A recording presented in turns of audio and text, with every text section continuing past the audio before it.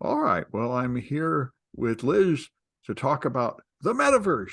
But first, the Daily Swig is shutting down, which really surprised me. This is the daily news feed from the people that make Burp, Portswigger, and it's excellent. It's one of my top sources of news. It's often full of technical analysis of the latest web attack, but they say they've been sued many times by companies and had to waste a lot of money settling lawsuits that they, and I didn't even know they ever said anything remotely controversial. I guess they must have named some of the vulnerable websites and they tried to deny it or something. So they're just shutting down their newsfeed entirely, saying it's just too much bother and too much expense for a security company to publish news. So that's surprising.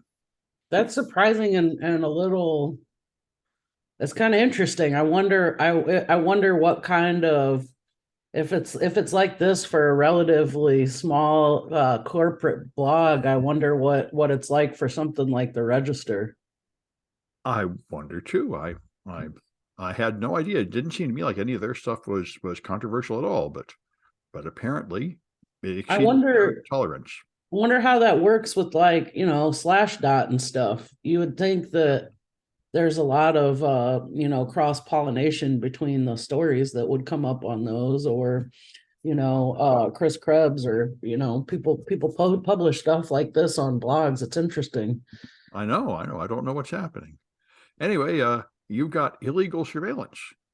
Yeah, so this was a pretty good good bad story on the EFF, published by EFF yesterday, about a report released by the Department of Homeland Security's Inspector General regarding the use of stingrays by ICE and police and Secret Service without any kind of authorization. Now, the reason why this is a problem is because when you put up a stingray or a dummy cell phone tower, essentially you're collecting data from every device in that geographic area. So you're technically conducting illegal searches on people for whom you have no warrants, you have no real suspicion that they've committed any crime. They're supposed to have a That's search warrant. problematic. I thought they were supposed to have a search warrant before they used those things. They are supposed to. Yeah, and they're not apparently. Well, in some cases they just haven't been using them.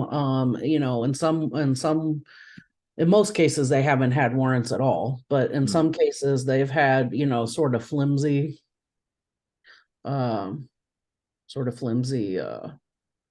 justifications. Yeah, well, I got one from the Register here that I thought was interesting. There are these things where you can click, I opt out of online tracking, all these cookie warnings. Is it okay to like take the cookies? And apparently, there's some kind of ad bidding process where people bid for the headers to decide which advertiser is going to get to put ads on your site, and it happens on the client side.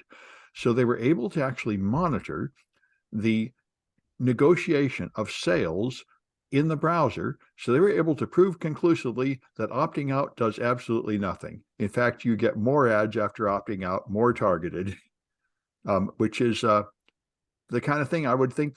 I'm not too surprised that's happening. I'm surprised you're able to detect it, but as expected, they're not, because there is no enforcement. So those opting out when they tested it does nothing, Wow. which is true of most privacy and the like most of these schemes, like where you purchase carbon credits to offset your credits, turn out to be bogus. Anything you can't verify is Did probably you just fake. did you say that you're more likely to get tracked? That's what they said. Yes. Wow. Yeah. Probably not a big difference, but anyway, no decrease in the tracking. Well, it's kind of like remember when all of the robocalls were supposed to be stopped forever by the no call list? We Oh see how well. that's worked. Well, yeah, I put people on no call list a bit, but if it was an FTC product, I was working for the FTC. Yeah, Anyway, sure. But I've put my, we sign ourselves up for them and still end up getting robocalls. yeah, yeah. All right, and you don't like LastPass? Well, I've ever since password managers came out, I've said, I'm resistive to these because it just seems like you're putting all your eggs in one basket. This is the number one thing students always say. What if they get hacked? And I always say, oh, don't worry about that. That's not a problem. Well, you might want to change that. You might want to change your position on that. So this is an article out of Motherboard from Vice from a couple of days ago regarding the reasons why LastPass shouldn't be trusted with your passwords. And we uncovered a few breaches of these keychain managers in the past. The last one with LastPass was disclosed in August, but turns out it wasn't just the August incident. So Monday they published a blog post regarding what they're calling Incident 2 because Which was also in August. yeah, Anyway. the hacker from the initial incident had utilized his initial foothold to gain persistence and do some really nasty stuff. And I thought one of the way mechanisms by which they did so was uh pretty sleazy and pretty alarming. Essentially they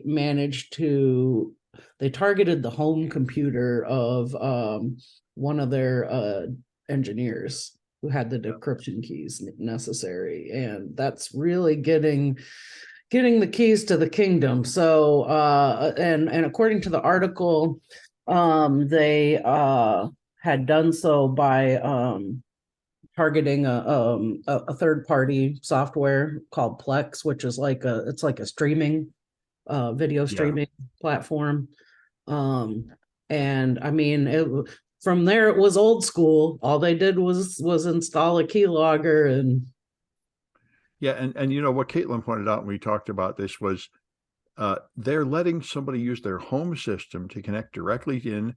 And if they're one of the 4 trusted people that can get to everything, and you don't even, for the 4 super administrator accounts, you don't even bother to put them through an air gap or to give them 2-factor authentication with like a key, both of which would have stopped this. that's totally nuts. Why would you not have something that intensive on a separate network Yeah. if you're Yeah. working from home? You really should not have the same machine you use for like playing media and games used for that. You know, I can't do this with my clients in consulting. They force me to use a special machine or a special virtual machine so that I don't Mhm. connect my untrustworthy home machine to their network, and I'm just a low level education contractor, not one of the Right. 4 magic people with ultimate power. I mean, and it makes sense to do that, and it also makes you think, well, you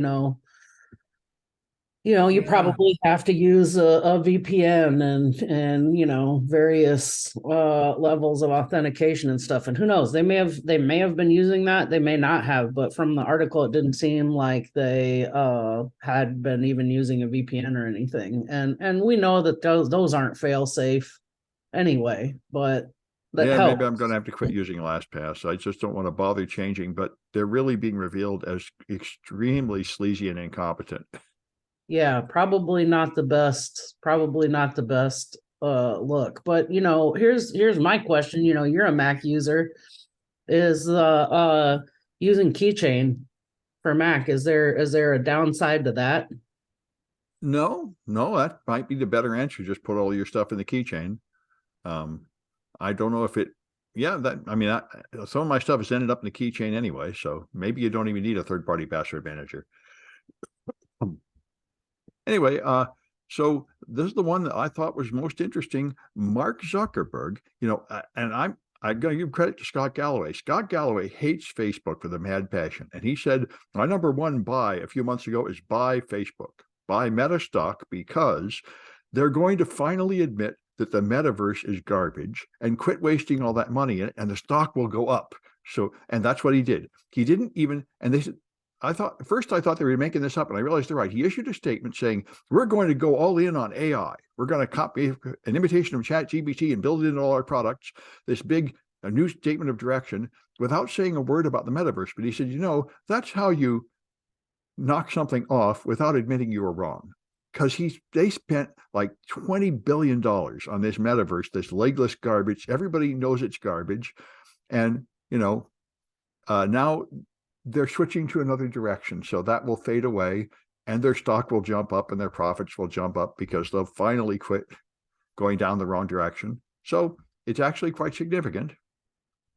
And I'm actually surprised it took so long, because I remember everybody is, and when I it's first saw this, I was like, you're gonna do what with yeah, what? And there seemed to be no real strong internal direction with a lot of this stuff, as there is with many like mega tech megalith projects. But what's their did the piece say what they were shifting their focus to? yeah, AI imitating Chat GPT. That's what he announced. But instead of the metaverse, which was this, where you That put a seems box on your head and have fake meetings and stuff.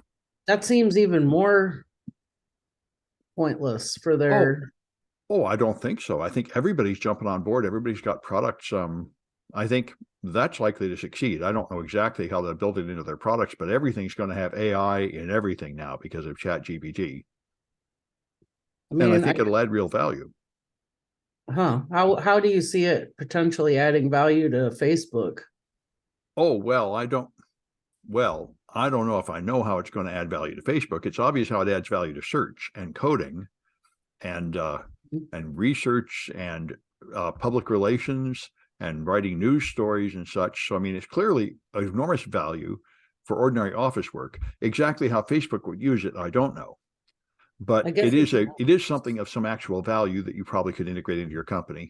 I guess it'd be good for people who have no friends. You can generate some fake ones. That's what I was just thinking. You can have better bots to be your friends and to be assistants and stuff. Yeah, I suppose you could filter or enhance what humans say with it. I know the online romance sites, they say that like there are almost no actual women. Yeah, And what you're talking to are men pretending to be women, employees paid to pretend to be women. So you could probably have AIs doing that. right. Remember Elijah, like in the 60s, that really just had like 10 answers and people would fall in love with it and be sure it was their friend and their counselor and everything. You really don't need a very close approximation to human interaction for people to make a strong emotional attachment. That's true. I mean, people did really go nuts for digital fortune tellers. Yeah, yeah. Well, anyway, all right. And then, yeah, you got this one I saw, which I was pretty upset about, where they're going to have Pravda in Florida. This is wild. So this is a story about a bill going through Florida, going before the Florida legislature. Where woke goes to die. That well, the crazy thing to me is this sounds to me like communist China or Russia or something. This sounds about as commie as you can get to me. But I guess I don't have the level of cognitive dissonance available to support it. This bill would require any blogger writing about government officials to register with the Florida Office of Legislative Services or the Commission on Ethics. And once they break down they break it down. There is an onerous and absurd level of reporting and documentation that these bloggers are subject to submit if they write about government officials or if they get any kind of compensation. So, I was thinking what a nightmare this would be of like ad revenue or something, with heavy fines to if you don't file these disclosures and all these reports. Now they want a monthly report. If you have published something about, say, the governor, they want you to file a monthly report on the money you're making off of it and who you're writing about and where it's published, and if you publish any updates to it. I mean, it's crazy to me. Yeah, totally violating the First Amendment, if anybody cares about that anymore. I'm not sure, but to me, it's amazing to me that this would be pushed by a freedom loving conservatives. Well, this is their whole thing. They're having these hearings on government abuse. The whole latest victimization on the alt-right is that they're being silenced and censored and being slandered in the news. So strict controlling of the news is their new hot button item. I mean, if not, could anything scream Politburo more than initiatives like that? To me, no. Well, DeSantis is going to appoint a board of politicians to control what Disney puts out now. I saw that. So that's more of the same. We're News. just going to have state controlled media and state monitoring our art to make sure it is politically correct, just sort of like the Cultural Revolution in China. I didn't really understand it. I really didn't understand the political Disney takeover that's happening with that board. Disney criticized his Don't Say Gay bill because 10 years ago, Disney was rabidly anti-gay. They would fire people for being gay. They were very worried that people would offend people. And then they changed their mind and decided it was okay to be gay. And then DeSantis came out and said, it's not okay to be gay. And you can't. And so they spoke up and said, no, we disapprove of this. We think it's okay to be gay. And that's when he said, he warned them not to say that. Don't criticize my bill. And then they criticized his bill. So he revoked their special tax status and is basically implementing a state takeover of the company. That also sounds like a communist government to me, because Yeah. I mean, again, I just don't have the level of cognitive dissonance available to process this. Well, I think it's all part and parcel of the new Republican Party since Donald Trump came in, where they worship Orban, and their point is we need to end democracy and end freedom of religion and end freedom of the press in order to create a white Christian ethno-nationalist state that will be the best, safest for our kids. They've been very clear about it. This is Tucker Carlson's whole point. I thought that it was Republican canon to avoid meddling in free enterprise. Well, that's why the people I listen to are the ex-Republicans. All the people that believe that stuff left the Republican Party and are now the never Trumpers. And they said, we thought we were leading this party, but we discover we're just like the guy in the corner that everyone's ignoring as they all rush in another direction. There was not a intellectual basis to the Republican Party. There was an emotional basis. And that's what Trump understands. And it's a cult group. Anyway, and then the last couple I saw here were pretty interesting. So revealing stuff about OpenAI. OpenAI is the company that made ChatGPT, and Microsoft bought them, and they're building it into Bing and such.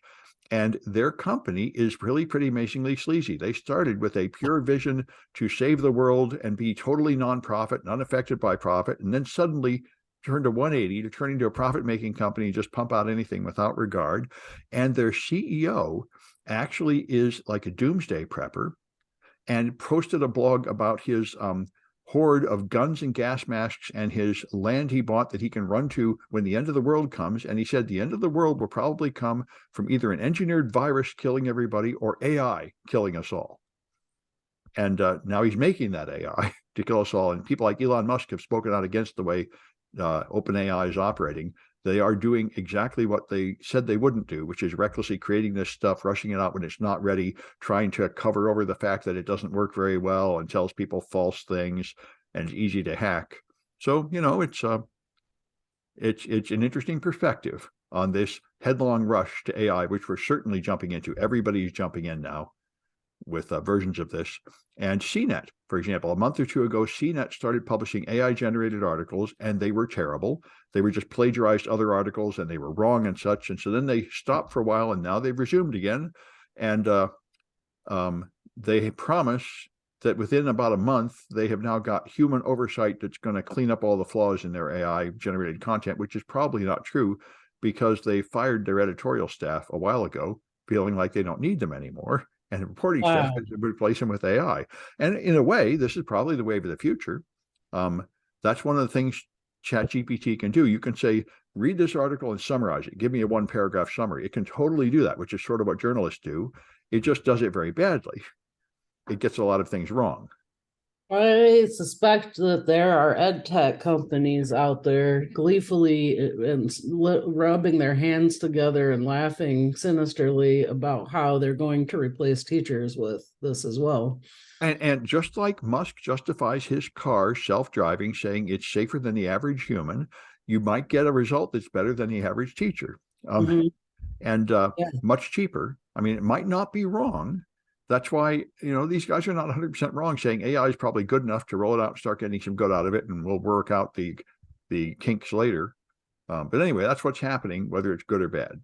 Well, it also begs the question, how many do you need students at that point? Does anybody need to learn anything? Does anybody need to do any jobs? Well, that's what people are saying. They say it'll replace all human work, and that isn't happening yet. But that's for that they need.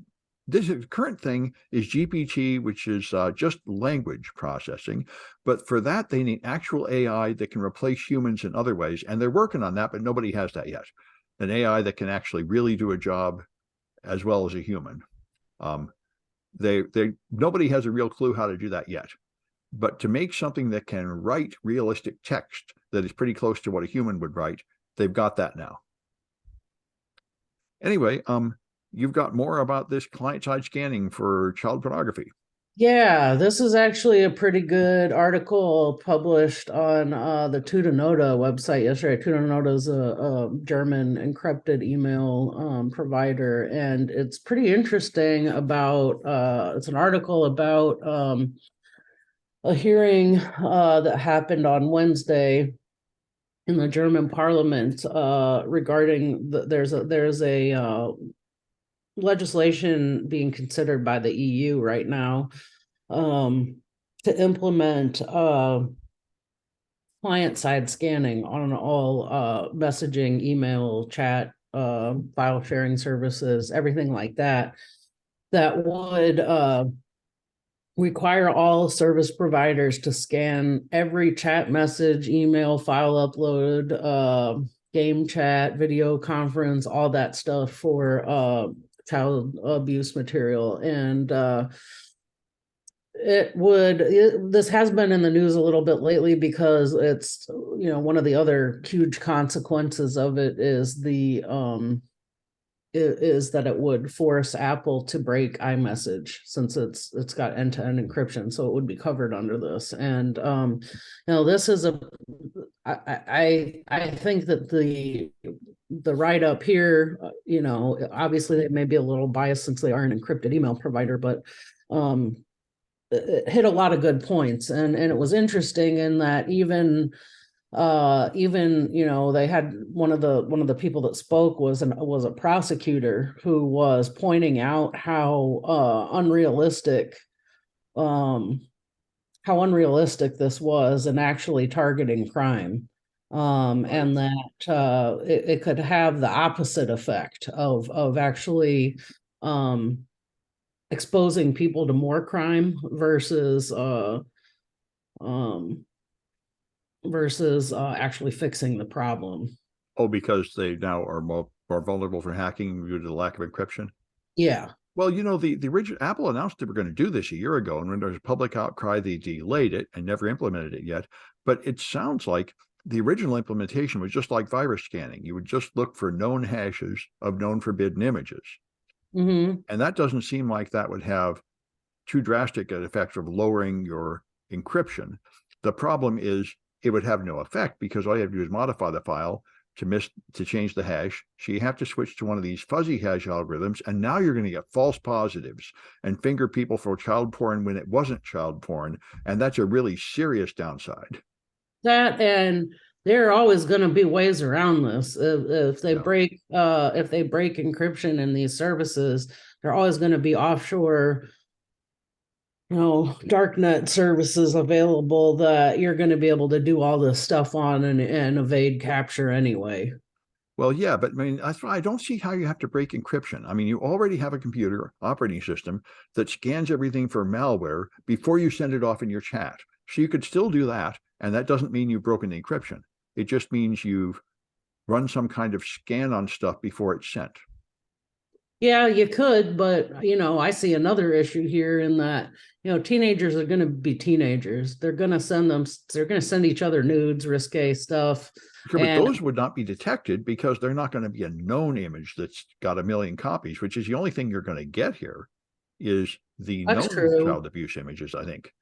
That's Unless true. you start having like AI try to detect child porn, and that's actually happened too. There was people that have been um, prosecuted for sending a photograph of their child to their doctor and Yeah. stuff. Yeah. Um, yeah, it's that's the problem. I mean, even a small percentage of false positives is a huge problem. Right. Yeah. All right. Well, that's it for this one, and we'll be back on Tuesday.